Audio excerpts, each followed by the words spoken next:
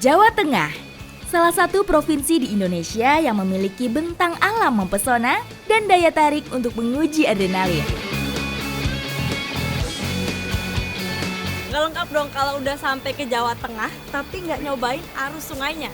Nah, sekarang aku udah sama komunitas Ngayak Yokarto, dan kita udah ada di Desa Blondo mau cobain aliran sungai di sini. Tapi yang berbeda, kita bakal mencoba menggunakan kayak ini. Ini aku pertama kali nih nyoba kayak di sungai. Kalau biasanya di laut, kayaknya nggak sederas ini nih. Makanya gimana nih? Agak-agak creepy sih. Creepy. Agak-agak Oke, creepy. baik. Dan ini yang udah pasti semua aktivitas nomor satu itu safety. Kita ada pelampungnya, ada helm, ada juga Spray deck. spray deck. Nah, ini fungsinya adalah untuk menutup si Si kayaknya. kayaknya, bolongan kayaknya biar airnya nggak masuk. Sebelum mengarungi sungai, orientasi medan sangat diperlukan untuk mengetahui karakter sungai. Oke, pegangan dulu. Sekarang kita tanya. Coba kamu balikin kayaknya pakai pinggang. Itu pakai badan. Coba pakai pinggang. Nah, ketika kamu nanti kebalik di jeram, nggak ada pegangan kamu seperti itu. Ada! Nah, kayak gitulah. Berat ya ternyata. Iya. Baik. Jadi yang tadi yang awal tuh, itu ngelatih pinggangnya. Oh, jadi kebalik, balikin badannya itu nggak boleh Pakai- pakai tangan, nggak boleh Nggak pakai badan, tapi justru pakai pinggang pinggang. doang. Nah. Nih, sekarang kita mau cobain roll. Ini safety-nya kalau kayaknya kebalik. Jadi kita harus cepet-cepet tarik nih. Oke. Si spray Back. deck-nya. Oke. 1, tarik nafas. 2, Ya. 3. Tarik. Tarik. Siap. Aduhin nggak boleh. Ini nggak ada batu. Sini, Jadi balik aman aja. Tapi posisinya kita balikin air, jadi air bakal masuk. Ya, cuman yang nggak enaknya adalah karena kebalik, airnya masuk ke hidung dan ini perih. Adrenalin mulai terpacu mendengar derasnya arus sungai ini. Sungai Elo memiliki bentukan jeram yang bervariasi, menjadikan tempat ini cocok untuk berkayak.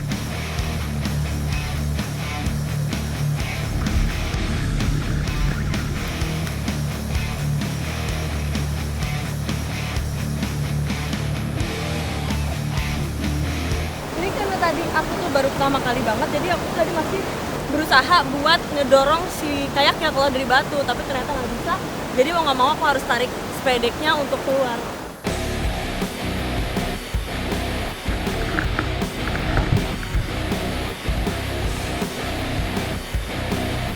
Tadi setelah ditarik, ini proses teknisnya Mas Manto harus bawa kayak aku balik ke pinggir.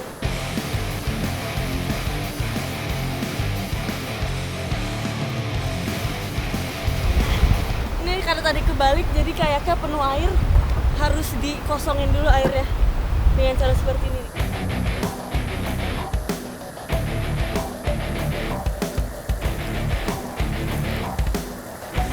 Kita aku udah kembali lagi dan aku tetap mau cobain obstacle lainnya dan semoga di obstacle berikutnya lebih lancar daripada yang barusan.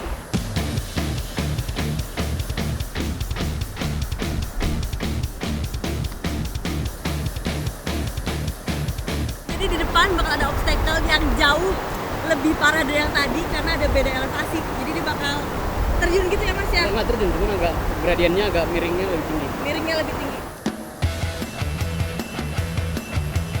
Butuh konsentrasi tinggi dalam olahraga satu ini. Jeram dan bebatuannya menjadi tantangan tersendiri.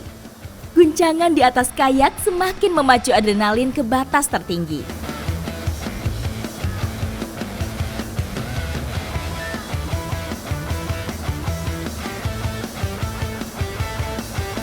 Jadi tadi sebenarnya pas di obstacle aku udah berhasil di turunannya ya. Iya, udah Tapi berhasil. pas di bawah nabrak ke tepinya, nah itu salahnya. Harusnya aku langsung gain sama ya. Jadi makanya pas habis nabrak aku balik lagi. Olahraga kayak atau kayaking mirip dengan kano, tapi perahu kayak memiliki dek tertutup. Olahraga ini mengandalkan kedua tangan untuk mendayung kayak. Kayak pertama kali dimainkan di Alaska dengan bahan berupa kayu. Hingga pada tahun 1984, untuk pertama kalinya kayak berbahan plastik diluncurkan ke publik. Setelah hampir 2 jam mengarungi sungai, kami pun sampai. Dan akhirnya kita sampai di garis finish. Dan ternyata walaupun awalnya deg-degan karena emang baru tadi banget diajarin, tapi setelah melakukan seru banget dan pasti bakal coba lagi. Yuk, iya Pak Haji. Thank you banget. Pak Haji. Cos. Cos itu dong. Thank you. Nah, di sini aku masih mau melanjutkan aktivitas lain di Sungai Elo masih. Ikuti jejak saya. Jejak petualang.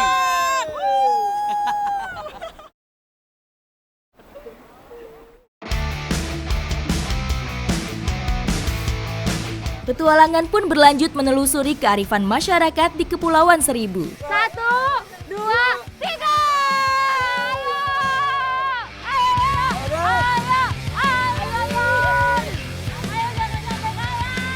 Wah, ibu-ibu di sini energik sekali. Berapa? Lagunya atau sampahnya itu goyang-goyang malah makin api. Aduh.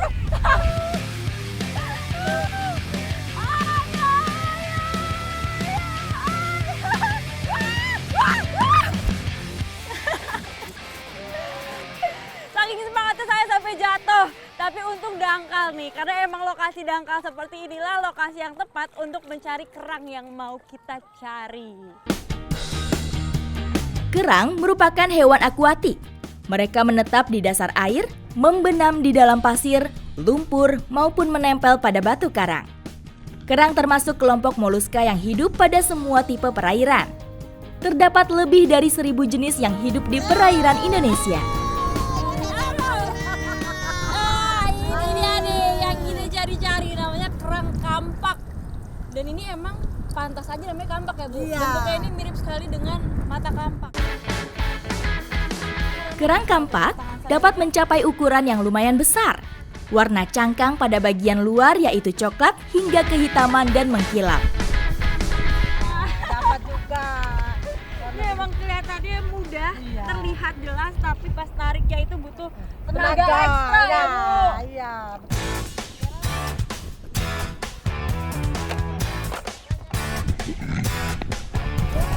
Nah ini emang waktu yang paling tepat untuk mencari kerang kampak, yaitu di saat air surut seperti ini. Jadi kita mudah nih untuk ngambilnya, karena kita harus mencongkel-congkel di pasir. Kalau airnya tinggi, kita bakal susah banget nih untuk ngambil si kerang kampak.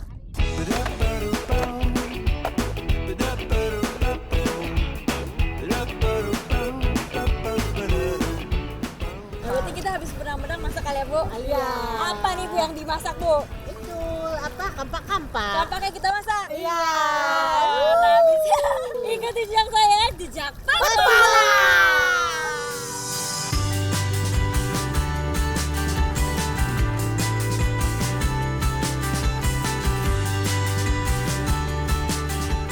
Yang namanya seafood pasti nggak akan salah nih kalau dimasak saus tiram.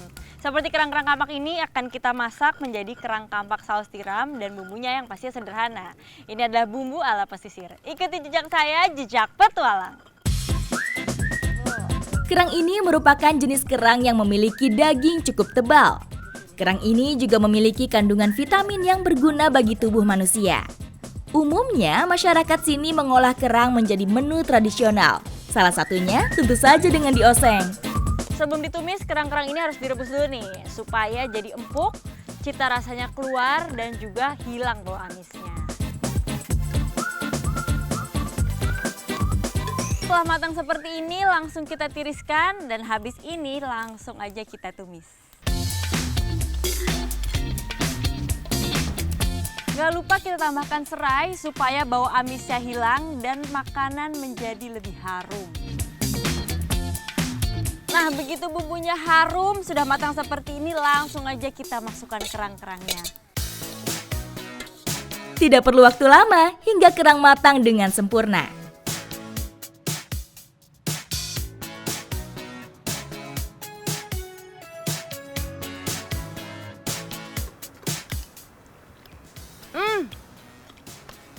Ini tekstur dagingnya lembut, ditambah bumbunya ini Meresap ya Bu, terasa sekali nikmat dan juga ada aroma harum dari serehnya.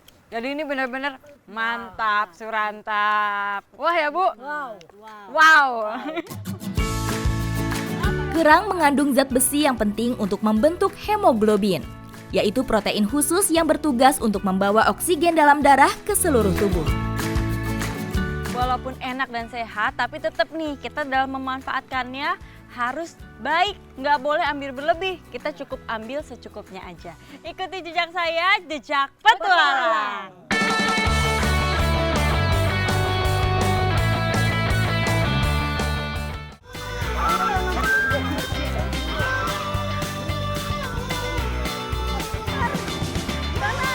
Dari Kepulauan Seribu, petualangan bergeser ke Kabupaten Lebak, Banten.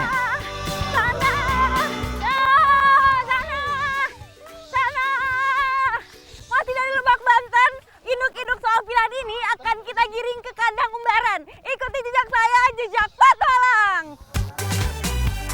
Selain bertani dan berkebun, masyarakat desa Sindang Ratu juga beternak. Salah satunya unggas. Pada waktu tertentu, angsa atau soang dilepaskan begitu saja, lalu digiring kembali ke kandang umbaran. Nah ini kita juga harus hati-hati nih menggiringnya karena si soang ini terkenal sebagai hewan yang agresif. Kalau salah-salah bisa-bisa kita disosor dan kalau udah disosor itu sakit sekali. Angsa merupakan jenis unggas yang bisa diumbarkan dengan memanfaatkan lahan kosong. Biasanya, kandang angsa memerlukan ukuran yang cukup luas karena memang angsa lebih suka diumbarkan dibandingkan dengan dikandangkan.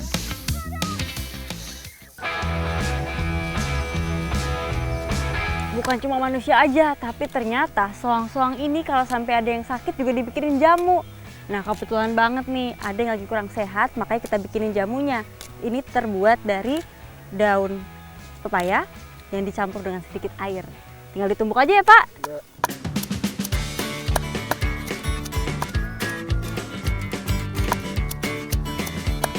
Yuk mana yang sakit dibawa ke sini soangnya.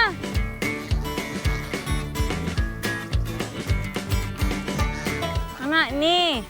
Nih Pak, yang sakitnya Pak. Pegang, dipegang.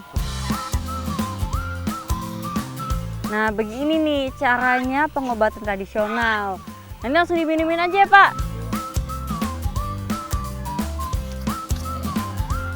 Nah air peresan daun pepaya ini dipercaya bisa menyembuhkan berbagai penyakit bagi angsa.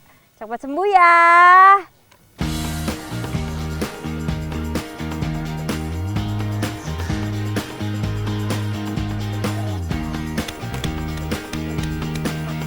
Kenapa Pak?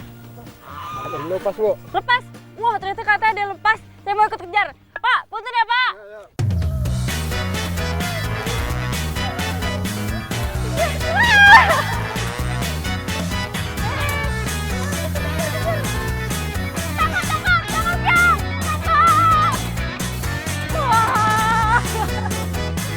Banyak susah ternyata satu juga tetap susah. Tapi katanya nih soang di sini dagingnya lebih enak dari soang biasanya.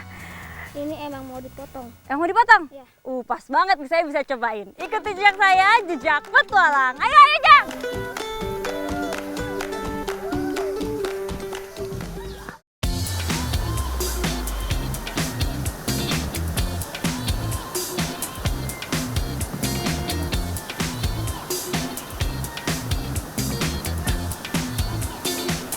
Ada yang unik nih di sini. Jadi setiap anak yang baru dihitan akan dihadiahi sepasang hewan ternak, baik itu mamalia maupun unggas. Nah Evan, 2 tahun yang lalu Evan dihadiahi soang dan karena dirawat dengan baik, soangnya pun berkembang biak. Dan Evan ini baru aja naik kelas. Makanya salah satu dari soang yang sudah berkembang biak ini dijadikan sebagai hidangan syukuran.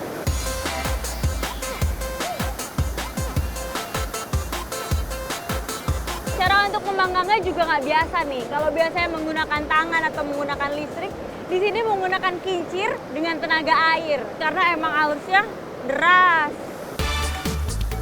Daging angsa merupakan salah satu sumber protein tinggi dan rendah lemak. Selain itu, dagingnya mengandung zat besi dan beberapa jenis vitamin B. Jadi tidak heran jika angsa menjadi salah satu makanan yang paling digemari di sini. Pak, kayaknya udah bisa dioles bumbu nih, Pak. Ya, betul. Ibu minta olesan bumbunya, Bu. Nah, ini begitu udah setengah matang, bisa langsung kita oleskan bumbu supaya makin mantap. Bumbu yang digunakan ini adalah bumbu-bumbu sederhana, pasti ada deh di dapur. Soangnya sudah mantap, ditambah bumbu semakin mantap surantap. Tidak butuh waktu lama, panggang angsa siap untuk dihidangkan. Udah matang ini? Udah matang ternyata, pantas aja nih, aromanya sedap banget. Langsung aja kita makan. Ikuti jejak saya, jejak petualang.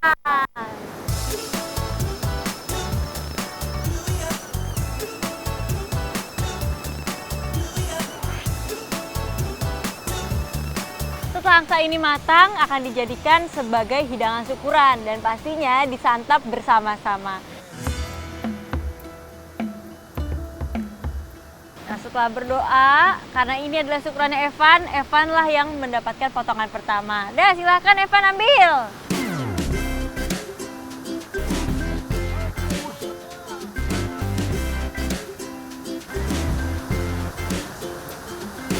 Ini emang angsa-angsa di sini rasanya lebih enak dari angsa biasanya.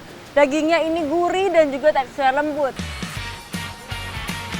Walaupun acaranya sederhana, namun suasana keakraban kekeluargaannya begitu terasa. Menjadi penambah semangat perjalanan petualangan kali ini. Ikuti jejak saya, jejak petualang.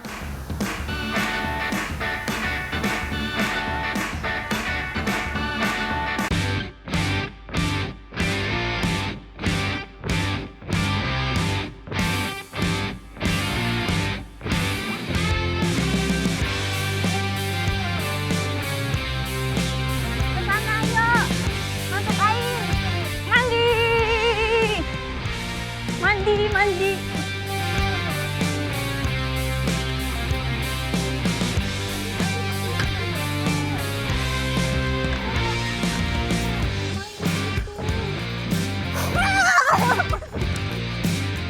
Ya ampun, suruh mandi aja susah. Mandi dong. Ini juga. Ini disuruh mandi malah pada ngambek sama saya.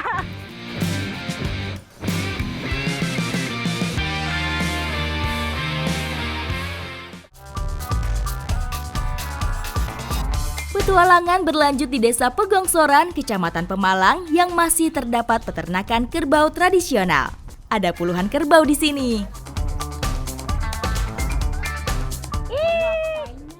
Iya. Ayo keluar. Kok nggak mau keluar? Ayo. Tidak usah malu-malu. Ya.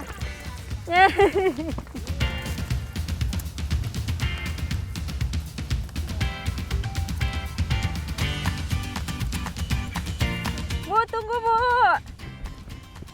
Desa Penggosoran merupakan salah satu kampung kerbau yang ada di Pemalang. Nah, makanya setiap kali menggembala jumlah kerbaunya ada banyak sekali. Saya mau ikutan, ikuti jejak saya, jejak petualang. Sebagian warga Desa Pegongsoran adalah peternak kerbau sebagai mata pencaharian. Dalam sehari, kerbau 2 kali dilepas dari kandang untuk merumput dan berendam. Kegiatan ini untuk menjaga produktivitas dan kesehatan kerbau.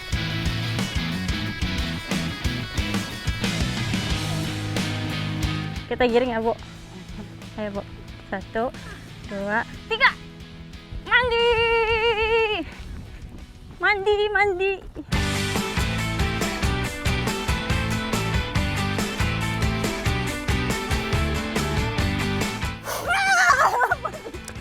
Ini juga.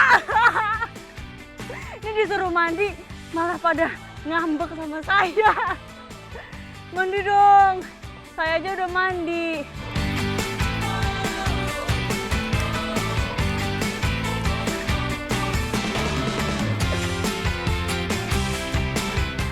Gitu dong. Ternyata susah ya nyuruh kebo-kebo ini mandi. Sama seperti kalian atau tidak? Nah, ini biasanya kalau udah pada masuk air gini, Tinggal ditunggu sampai sore ya Bu?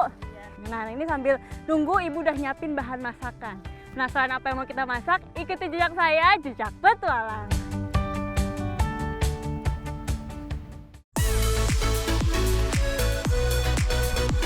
Menjelajahi kenikmatan salah satu kuliner Jawa Tengah yaitu nasi grombyang. Menjadi salah satu makanan khas yang wajib dicicipi ketika berkunjung ke Pemalang. Nah ini dia yang menarik dari masakan yang akan kita buat ini. Rempah-rempahnya lengkap banget, mulai dari ketumbar, lada, jinten, terus ini apa namanya, kapulaga, pala, sampai nah ini nih yang saya baru lihat namanya kelabet. Nih ya Bu.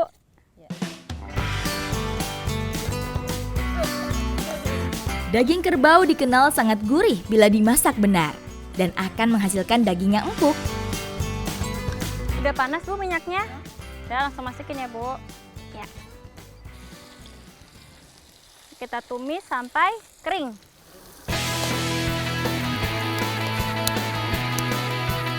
Ini begitu bumbunya harum langsung kita masukkan penyedap lainnya. Yaitu ada salam, ada kayu manis, ada lengkuas, dan juga ada serai. Ini supaya masakannya semakin harum. Kapan makanan khas Pemalang ini muncul tidak diketahui dengan pasti. Menurut penuturan warga asli di Pemalang, nasi ini sudah ada dari tahun 1960-an. Dari awal kemunculannya, nasi ini langsung menjadi primadona dan menjadi makanan khas warga Pemalang. Nah ini begitu semua bumbunya tercampur, sudah harum, kita masukkan daging kerbaunya yang sudah direbus supaya lebih empuk ya Bu. Makanan yang kaya kuah ini memang menjadi makanan yang khas. Sekilas, nasi grombyang ini mirip soto atau rawon. Dengan bahan dasar bumbunya juga menggunakan kluwek. Ini kalau dari aromanya mirip sekali dengan kari Jepang. Sedangkan kalau tampilannya mirip rawon ya Bu. Ayo Bu makan.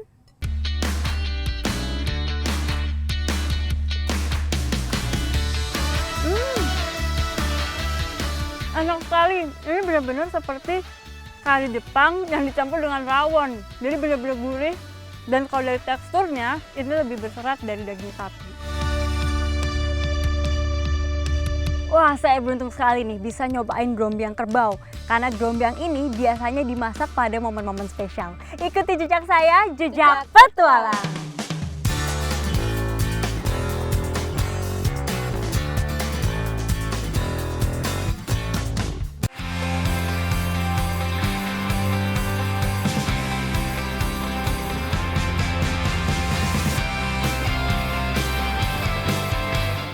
Ini benar-benar pengalaman yang luar biasa sekali bisa berenang sedekat ini dengan hiu paus.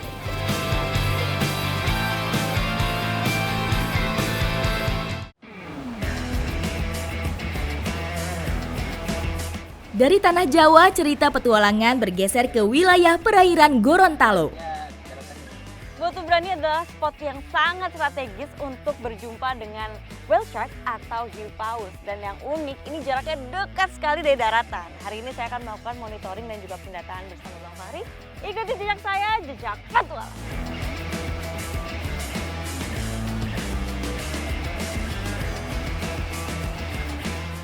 Ini kita udah sampai di spotnya. Cepet banget, nampaknya karena emang deket dan semoga aja hiu pausnya cepat muncul karena saya udah nggak sabar banget. Itu, wah, itu. Tidak setiap tahun, makhluk raksasa ini mengunjungi pesisir Gorontalo. Hanya musim-musim tertentu saja mereka bermain di sini. Dan beruntungnya, saya datang di waktu yang sangat tepat sekali. 2 ekor hiu paus langsung menyambut kedatangan saya. Sungguh luar biasa.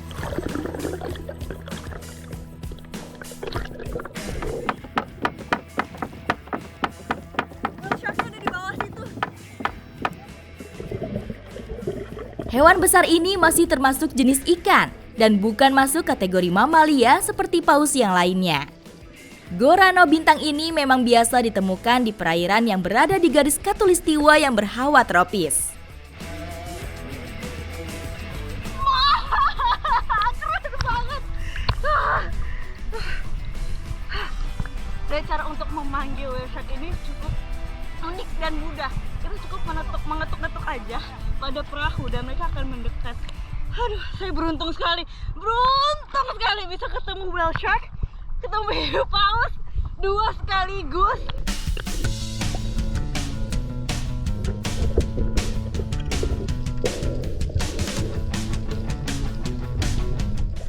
Nah, sekarang lagi dilakukan photo identification, yaitu foto bagian kanan dan bagian kiri tubuh dari whale shark atau hiu paus untuk nanti diidentifikasi apakah ini individu baru ataupun individu yang sudah pernah terdata sebelumnya. Foto identifikasi juga dilakukan untuk mendata bintik-bintik lingkaran putih kekuningan pada tubuhnya. Karena tanda tersebut dapat dijadikan salah satu identitas untuk membedakan antar individu. Sama halnya dengan sidik jari pada tangan manusia. Ini kalau lihat dari ukurannya, whale shark ini adalah whale shark umur remaja. Itu panjangnya sekitar 6 sampai 8 meter. Hiu paus memang tercatat sebagai salah satu ikan terbesar di dunia. Ukurannya bisa mencapai 12 hingga 15 meter dan dengan berat mencapai 15 ton. Nah, barusan udah dilakukan foto identification bagian kanan dan kiri badan dari hiu pausnya. Dan kita tetap, walaupun kita bisa berenang segini dekat dengan whale shark, tetap kita harus menjaga kelestarian. Hiu paus memang termasuk ikan yang cara makannya dengan filter feeder. Ia akan menyedot plankton ataupun krustasea kecil yang menjadi favoritnya. Wah, ini benar-benar pengalaman yang luar biasa sekali, bisa berenang sedekat ini dengan hiu paus.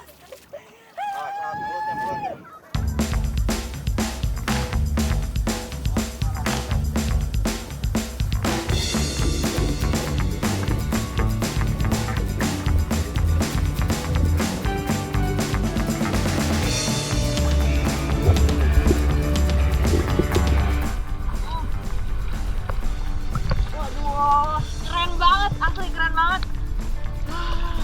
Semangat bisa berenang sedekat itu sama whale shark sama hiu paus, ya ampun.